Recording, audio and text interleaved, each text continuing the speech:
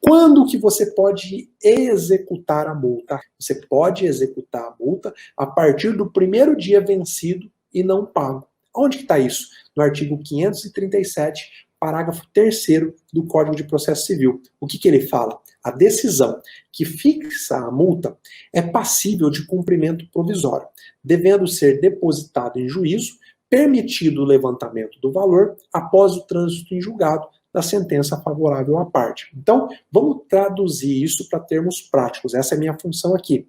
O juiz, então, deu uma antecipação de tutela.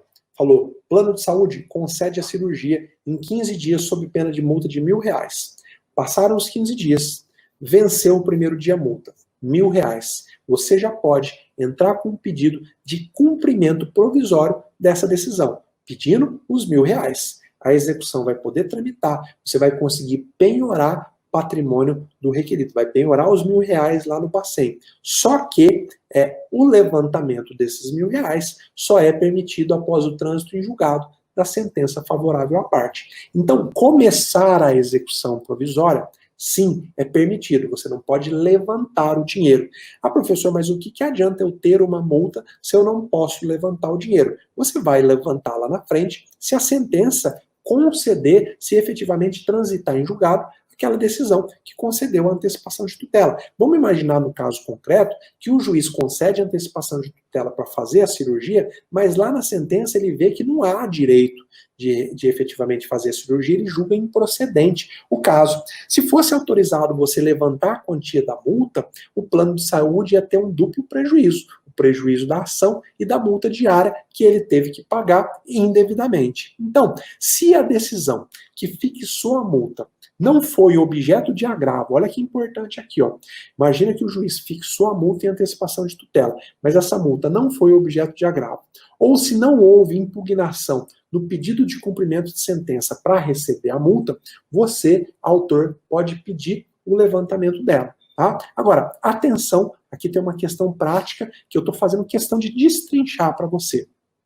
O STJ, quando ele julgou um recurso especial com efeito repetitivo, mas isso lá na época do antigo CPC, do CPC anterior, ele assentou que a multa diária prevista no parágrafo 4º do artigo 461, que era a previsão legal do CPC de 1973, e ele assentou o seguinte, que essa multa ela era devida desde o dia em que fosse configurado o descumprimento da obrigação, que ela somente poderia ser objeto de execução após confirmada por sentença de mérito, e desde que o recurso não tivesse efeito suspensivo. Na prática, o que o STJ falava? O juiz fixou a multa em antecipação de tutela, você não pode executar provisoriamente. Você só vai poder executar provisoriamente quando vier a sentença, e se essa sentença não for impugnada por recurso com efeito suspensivo. Tá? Agora, com o novo código, houve uma superação dessa jurisprudência. Aqui está um ponto muito importante. O artigo 537, parágrafo 3º, superou o entendimento antes sufragado do STJ, quando ele disse: a decisão que fixa a multa é passível de cumprimento provisório, devendo ser depositada em juízo, permitindo o levantamento depois do trânsito em julgado. Levantar é uma coisa, executar é outra. Então, tá claro e tá evidente que é necessário, tá? Aliás, que não se afigura, não se mostra necessário a confirmação em sentença da multa fixada para viabilizar a execução. Você pode começar a execução provisória antes, tá? Então, deve ser superado pela técnica do overruling, né, essa decisão, esse julgado do STJ. Se algum dia você vê uma petição batendo e se fundamentando nessa decisão aqui do ministro Sidney Bennett, que foi prolatada em sede de recurso repetitivo, você vai falar, essa jurisprudência, esse entendimento, aliás, né, ficou superado pelo disposto no artigo 537, parágrafo 3º do CPC.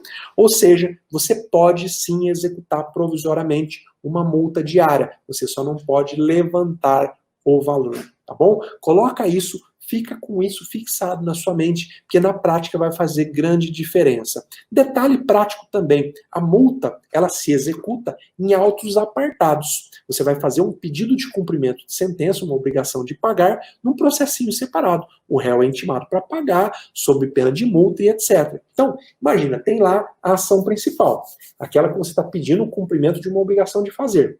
E aí, o juiz estabelece a multa, o requerido não cumpre a obrigação e a multa começa a incidir. Já tem lá 10 dias multa, vezes 1.000, que foi o valor, já tem 10 mil reais. O que você vai fazer? Cumprimento de sentença em apartado, apenso ao processo principal.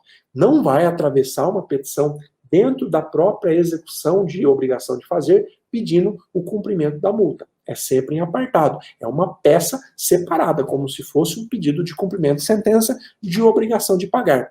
Esse erro prático eu vejo muito. Tá? Isso pode atrasar a sua execução, no mínimo em 6 meses, porque o juiz vai determinar que você corrija, você vai ter que emendar, vai ter que desentranhar aquela peça, colocar em outro processo. Então, presta atenção para isso. A multa se executa em apartado, mas em apenso. Quer dizer que se fosse processo físico, os dois processinhos iam ficar grudados, mas cada um em um processo, para evitar tumulto processual, tá bom?